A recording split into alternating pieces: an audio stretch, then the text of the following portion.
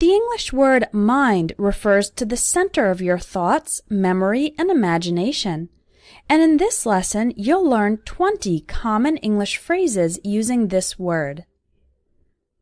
To talk about making a decision, you can use the phrase, make up my mind. For example, I can't make up my mind about which movie to see tonight.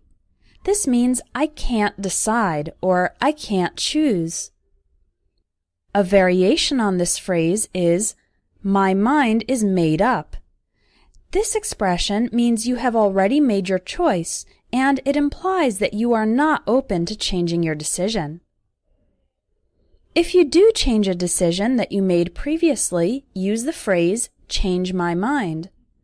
For example, I'd been planning to travel this weekend, but I changed my mind because it's been a really stressful week, so instead I'm going to stay home and relax. Speaking of stress, if you have a lot of thoughts, concerns, and worries in your head, you can say, I have a lot on my mind. When this happens, it's good to do an activity that is fun, different, or relaxing to help take your mind off your problems. For example, I'm going to the gym. Exercising will help take my mind off the final exams coming up. When you see or hear something that relieves or eliminates one of your worries, then you can say it takes a load off my mind. For example, let's say you are traveling and your luggage doesn't arrive at your destination. You would begin worrying that your luggage had been lost. But if the airline later calls you and says they found your luggage and will deliver it to your hotel, you could say, I'm glad to hear that. It takes a load off my mind, meaning it removes that worry that had been bothering me. Another way to talk about relief of worries is the phrase, put my mind at ease. For example, I was worried about starting a new job without any previous experience, but my boss told me I would receive training during my first week. That put my mind at ease. A more continuous state of tranquility is called peace of mind.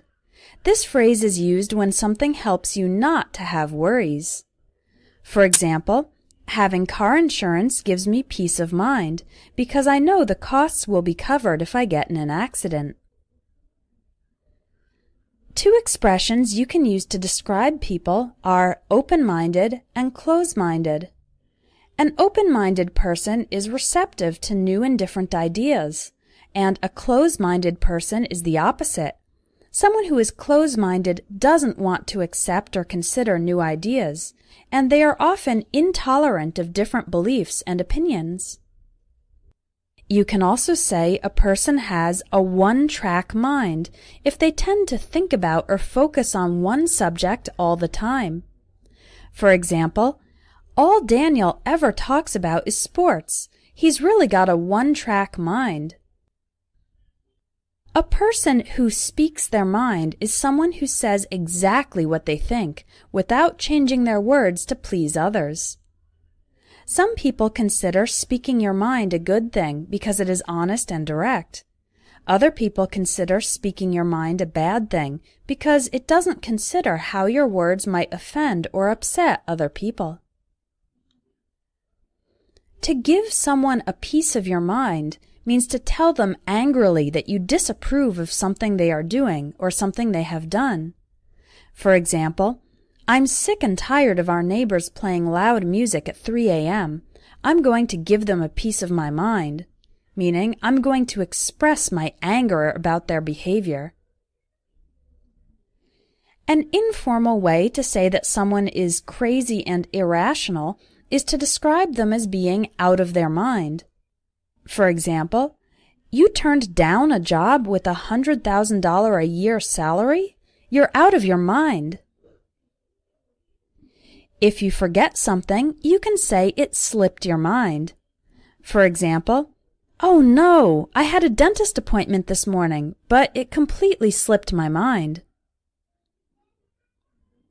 Another situation is when your mind goes blank.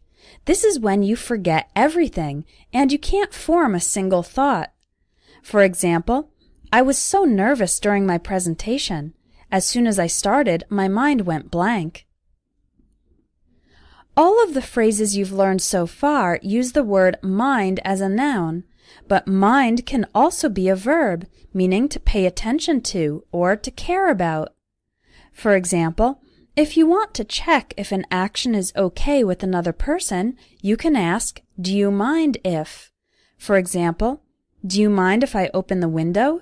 means, "Is it okay with you if I open the window?" To answer this question and say it's okay, the response would be, "No, I don't mind." Again, remember that the phrase "I don't mind" doesn't mean no. "I don't mind" means it's okay with me. If a person is being nosy, that means the person is interfering in your life or wanting to know very personal details. You can tell him or her, "Mind your own business." This is a slightly rude way to say, "Stop being so interested in my situation. Pay attention to your own life instead." Finally, a very common expression in English is "never mind." This means "don't worry about it," or "it's not an important issue." For example, if you're trying to arrange a time to meet with your coworker, but your schedules are in conflict, you could say, "Never mind, I'll just email you the information." This means, forget about the meeting, it's not important. I'll email you the information instead.